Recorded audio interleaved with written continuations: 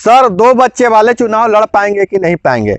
Hello hello hello sir, hello sir, मेरा 2 बच्चा है, हम वार्ड सदस्य का चुनाव लड़ सकते हैं कि नहीं लड़ सकते हैं? हम मुखिया का चुनाव लड़ सकते हैं कि नहीं लड़ सकते हैं? यानी कि 2 बच्चे 2 चाइल्ड पॉलिसी की इतनी जोर से पकड़ी हुई है इस बिहार पंचायत चुनाव में कि लोग तरह तरह के सवाल कर रहे हैं। अब ऐसा नहीं है कि अब प्रत्याशित हो रहा है, ऐसा इसलिए हो रहा है कि इस तरह का जो मैसेज है, इस तरह की हेडिंग लोग पढ़ रहे हैं सोशल मीडिया पर, ट्विटर, व्हाट्सएप, इंस्टाग्राम, सब पे इस तरह का मैसेज तैर रहा है। तो इस पर क्या कहता है राज्य निर्वाचन आयोग? बिहार में 2 चाइल्ड पॉलिसी किस हद तक लागू है और इस पंचायत चुनाव में कहां तक प्रभावित हो रहा है, या फिर इस चुनाव में यह 2 चाइल्ड पॉलिसी लागू है कि नहीं लागू है, और लागू है तो उसकी क्या क्राइटेरिया है, इन सारी बातों पे चर्चा करेंगे। लेकिन लोग परेशान हैं, जो नए उम्मीदवार बनना चाहते हैं, जो प्रत्याशी बनना चाहते हैं, वह परेशान है कि हम किससे पूछे, किनके पास जाए। आखिर यह जानकारी भी तो हमें सोशल मीडिया से मिली है या किसी मीडिया संस्थान का नाम के साथ मिला है? तो दोस्तों, इस सब सारी बातों पे हम चर्चा करेंगे, लेकिन उससे पहले आपसे यही गुजारिश है कि चैनल को सब्सक्राइब कर लीजिए। तो हम बात कर रहे थे कि इस बार बिहार पंचायत चुनाव 2021 में 2 बच्चे वाले चुनाव लड़ पाएंगे कि नहीं लड़ पाएंगे। जैसा कि आप जानते हैं, मेरा नाम है अभय कुमार और आपके साथ पर वीडियो में पंचायत चुनाव की खबरों लेकर मैं आपके सामने रूबरू होता हूं। तो हम पहले देखते हैं, बात करेंगे कि 2 चाइल्ड पॉलिसी की क्या है, नियम क्या है, आखिर चुनाव आयोग क्या कहता है, राज्य निर्वाचन आयोग क्या कहता है, क्या है इसकी पॉलिसी। तो राज्य निर्वाचन आयोग की ओर से जारी मानकों की सूची इस प्रकार है। कौन चुनाव नहीं लड़ पाएंगे? पहला नंबर पर भ्रष्टाचार के दोषी उम्मीदवारों को चुनाव लड़ने का मौका नहीं दिया जाएगा। दूसरा नंबर पर है चुनाव से जुड़े किसी कानून के तहत अगर उम्मीदवार को पहले अयोग्य घोषित कर दिया गया है तो वैसे उम्मीदवार को मौका नहीं मिलेगा। तीसरा है मानसिक रूप से विकृत व्यक्ति चुनाव नहीं लड़ पाएंगे। चौथा है 21 साल से कम उम्र वाले उम्मीदवारों को चुनाव लड़ने की अनुमति नहीं है। केंद्र सरकार, राज्य सरकार या कोई स्थानीय अथॉरिटी की नौकरी करने वाले उम्मीदवार चुनाव नहीं लड़ सकते हैं। छठा है वैसे उम्मीदवार जिन्हें कदाचार के मामले में नौकरी से पदच्युत किया गया है, वह चुनाव नहीं लड़ेंगे। सातवां है आपराधिक मामलों में 6 महीने से अधिक सजा पाने वाला व्यक्ति चुनाव नहीं लड़ेगा। ध्यान दीजिएगा, आपराधिक मामलों में, न कि राजनीतिक मामलों में। और आठवां है वैसे उम्मीदवार जो पंचायत में वैतनिक या लाभ के भोगी हैं, वो चुनाव नहीं लड़ पाएंगे। अब 2 चाइल्ड पॉलिसी की बात, तो इसमें 8 बिंदु है, नहीं आई कि ऐसा अगर 9वां बिंदु ये नहीं लिखा हुआ है कि 2 या 2 से अधिक बच्चे वाले चुनाव नहीं लड़ेंगे। तो आखिर यह बात आई कहां से, इसमें कितनी सच्चाई है, और यह हवा में बात तैरी कहां से?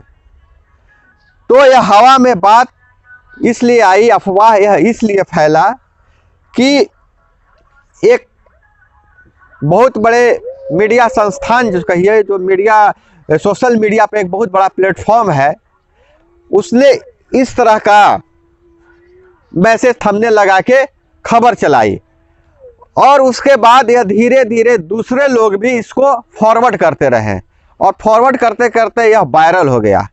यह वायरल होने के बाद क्या हुआ कि लोग पूछने लगे, परेशान होने लगे, अफवाह फैल गई कि बिहार पंचायत चुनाव में 2 से अधिक बच्चे वाले चुनाव नहीं लड़ेंगे। और इसमें आग में घी का काम किया है कुछ यूट्यूब पे वीडियो डालने वाले।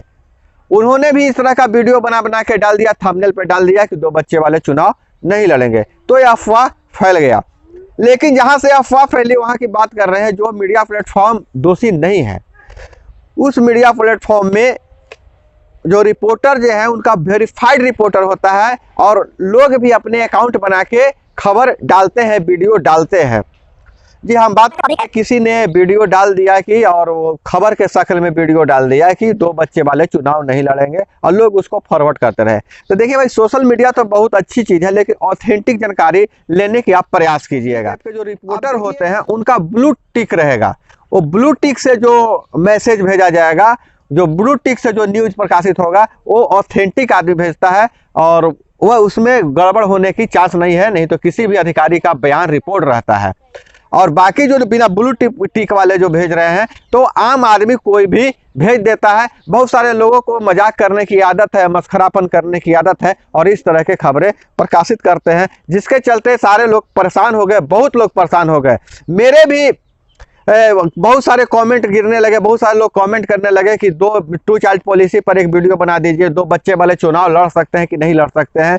तो हम सोचे कि इस पर कंफ्यूजन ज़्यादा हो रहा है। हालांकि इससे पहले भी हम वीडियो बना लिए थे, डाल दिए थे, तो 2 बच्चे वाले चुनाव लड़ सकते हैं, यह नियम नहीं लागू है।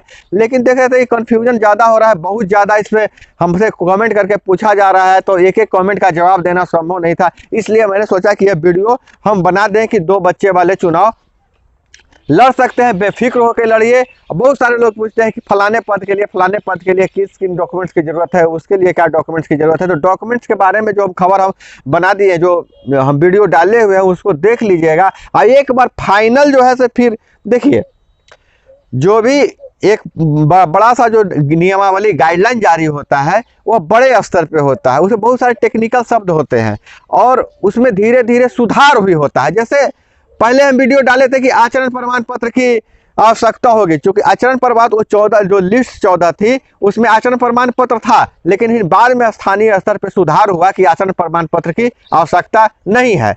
इसी तरह से जो जाति प्रमाण पत्र वाली बात है, तो जाति प्रमाण पत्र वहीं लगेगा जहां जो है आरक्षित कोटे से आप चुनाव लड़िएगा, वहीं जाति प्रमाण पत्र देना है। और इससे पहले हम डाल दिए थे कि आज नया अपडेट यह आया था कि आप 2 सेट में भी आप अपना नामांकन पत्र दाखिल कर सकते हैं, और दोनों जरूरी नहीं है कि दोनों सेट में आपको ओरिजिनल सर्टिफिकेट लगाना पड़ेगा। लेकिन एक चीज़ और बता दे रहे हैं, नामांकन दाखिल करने में आपको जो जाति प्रमाण पत्र हो, या फिर जो आरओ जिसको कटवाते हैं, जो शुल्क कटवाते हैं, वो सारे का सारा जो है से ओरिजिनल आपको लगाना है। ऐसा गलती कभी नहीं कीजिएगा कि उसका फोटो कॉपी लगा दीजिएगा, जाति प्रमाण पत्र का फोटो कॉपी लगा दीजिएगा। खैर, इस बारे में तो और हम एक ट्यूटोरियल चलाएंगे, जानकारी चलाएंगे। जैसा कि आपको पता है कि मैं पंचायत चुनाव को लेकर कैंपेनिंग भी पहले चलाया है, इससे पहले पंचायत चुनाव में, लेकिन इस बार मैं किसी उम्मीदवार के लिए कैंपेनिंग नहीं चलाऊंगा, लेकिन इसी यूट्यूब चैनल पे मैं एक प्रशिक्षण चलाऊंगा। मैं सभी के लिए कैंपेन करूंगा, ये पंचायत चुनाव में कैसे आप जीत हासिल कर सकते हैं, किस तरह से पब्लिक को अट्रैक्ट कर सकते हैं, और नामांकन में कैसे जाएँ,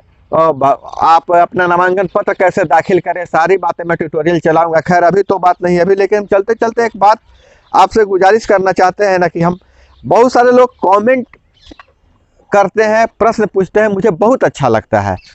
लेकिन बहुत सारे ऐसा प्रश्न होता है जो हम वीडियो बना चुके होते हैं, या लगता है कोई वीडियो देखे नहीं और फिर कमेंट कर दिए। देखिए, वो भी वीडियो आपको पास मिले, ध्यान से उसको देखिएगा।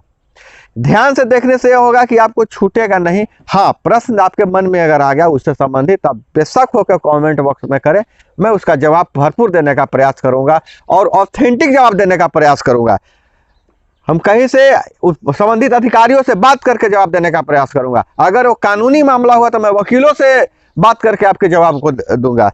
तो हम कुछ सवाल ले लेते हैं चलते चलते। देखिए, सवाल तो आप कर ले रहे हैं, लेकिन आपसे गुजारिश यही है कि अगर वीडियो पसंद आ रहा है तो एक लाइक जरूर कर दीजिएगा, और अच्छा लग रहा है तो कमेंट कर दीजिएगा कि अच्छा लग रहा है। खराब लग रहा है तो ये भी बता दीजिएगा कि खराब लग रहा है। इससे मेरा हौसला बढ़ता है, अपने में सुधार लाने के भी हमें हौसला मिलता है, और सुधार लाने के लिए हमें आपसे प्रेरणा मिलती है कि भाई क्या गलत हो रहा है, क्या सही हो रहा है, हम देख के उसको सुधार लेंगे। खैर, हम बात कर लेते हैं कि अभी 2-3 कमेंट हम ले लेते हैं। ये रमेश जी पूछते हैं कि राशन कार्ड में नाम होना जरूरी है, या नाम गलत है तो क्या होगा। भाई, पंचायत चुनाव में या किसी भी चुनाव में आपको उम्मीदवारी या मतदाता बनने के लिए राशन कार्ड में नाम जरूरी है। मतदाता में एक ऑप्शन दिया हुआ है कि अगर आपके पास वोटर आईडी कार्ड नहीं है तो आप वोट देने के लिए राशन कार्ड दिखा सकते हैं, लेकिन उम्मीदवार बनने के लिए राशन कार्ड का कोई मतलब नहीं है। सिर्फ आपका वोटर लिस्ट में नाम होना चाहिए और आप उम्र पूरा कर रहे हैं, अर्हता पूरा कर रहे हैं। तो अगर कोई सरकारी शिक्षा समिति में है तो चुनाव लड़ सकता है कि नहीं लड़ सकता है। देखिए, विद्यालय के शिक्षा समिति में कई बहुत सारे सवाल आ रहे हैं, बहुत कन्फ्यूजन हो रहा है और इस पर तो एक अलग वीडियो बनना चाहिए। एक होता है विद्यालय शिक्षा समिति, जिसमें अभिभावक रहते हैं, जमींदाता रहते हैं, अभिभावक रहते हैं, वो उस समिति के सदस्य होते हैं जो विद्यालय को चलाते हैं। उसमें सचिव रहते हैं, अध्यक्ष रहते हैं और सदस्य रहते हैं। अगर वैसे शिक्षा समिति के आप सदस्य हैं तो चुनाव लड़ने से आपको कोई नहीं रोक सकता है, क्योंकि उन्हें कोई मानदेय नहीं मिलता है, कोई वेतनमान नहीं मिलता है। लेकिन एक होता है विद्यालय शिक्षा समिति में अलग अलग जगहों पे अलग अलग नाम से है, जिसको में मानदेय मिलता है। टोला सेवक हो गए, शिक्षा मित्र हो गया, और उसके बाद एक शिक्षा सेवक हो गए, साधन सेवक हो गए, खंड सेवक हो गए। तो वैसे लोग जो शिक्षा समिति में है, जिनको सरकार के तरफ से मानदेय मिलता है, भत्ता मिलता है, वो लोग चुनाव नहीं लड़ेंगे। तो शिक्षा समिति वाला आप क्लियर कर लीजिएगा। अमरिंदर जी का है जीविका कैडर चुनाव लड़ सकता है कि नहीं लड़ सकता है। देखिए, जीविका कैडर की बात कर रहे हैं तो जीविका में जो काम करती हैं वो खुद का व्यवसाय करती हैं। अगर कुछ काम करती हैं, अगर व्यवसाय करती हैं, क्या कमीशन करती हैं, बचत करती हैं, तो चुनाव लड़ेंगी। और कोई जीविका चलाते हैं जो सरकारी स्तर पे नियुक्त हैं, सीएम हो गए और जीविका बीपीएम हो गए, उसके निदेशक, जिनको मैंने वेतन मिलता है, वैसे जो जीविका समिति में रहेंगे, जीविका में वैसे लोग जिनको वेतन मिलता है, मानदेय मिलता है, वह चुनाव नहीं लड़ेंगे। और सवाल तो बहुत सारे हैं, लेकिन वीडियो थोड़ी लंबी न हो जाए, इसके चलते हम चाह रहे हैं कि वीडियो छोटी ही रखें। अगले वीडियो में आपसे मिलेंगे, आपके सवालों को लेकर आएंगे। खैर, आज का दिन था आपके सवालों का, रविवार था, किसी कारणवश हम आपके पूरे सवालों का जवाब नहीं ले पाए, लेकिन आपके सवालों की मैं लिस्ट बना रहा हूं और सबका जवाब दूंगा। तो भाई, अगर आप फिर से पंचायत को अगर सशक्त करना चाहते हैं, सही में बापूजी का सपना ग्राम स्वराज को लाना चाहते हैं, तो आप हमसे जुड़े रहिए।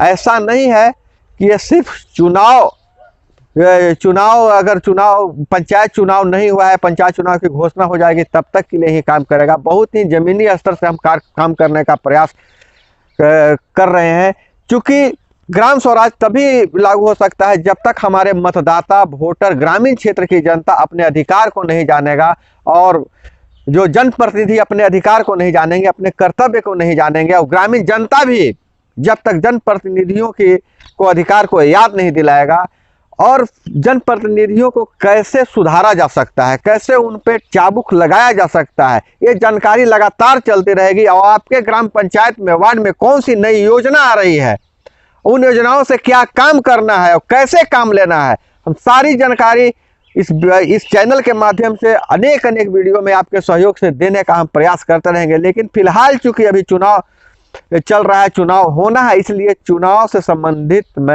जो मटेरियल है, उससे विषय वस्तु मैं आपको ज़्यादा परोस रहा हूं। और इतना ही नहीं, मेरा तो यह भी प्रयास रहेगा कि वैसे लोग, जो गरीब तबके के लोग, जो आरक्षण कोटि से आते हैं, जो ये सोचते हैं कि हम चुनाव नहीं लड़ पाएंगे, चाहे हम में इतनी एबिलिटी नहीं है, हमारे पास पैसा नहीं है, तो उन सारे लोगों को मैं ट्रिक दूंगा। और उसके लिए सिर्फ आपको कुछ नहीं करना है, वीडियो पर बने रहना है, और जो भी जानकारी चाहिए आपको लिख के भेजना है। तो दोस्तों, मिलते हैं अब अगले वीडियो में। जय हिंद, वंदे मातरम।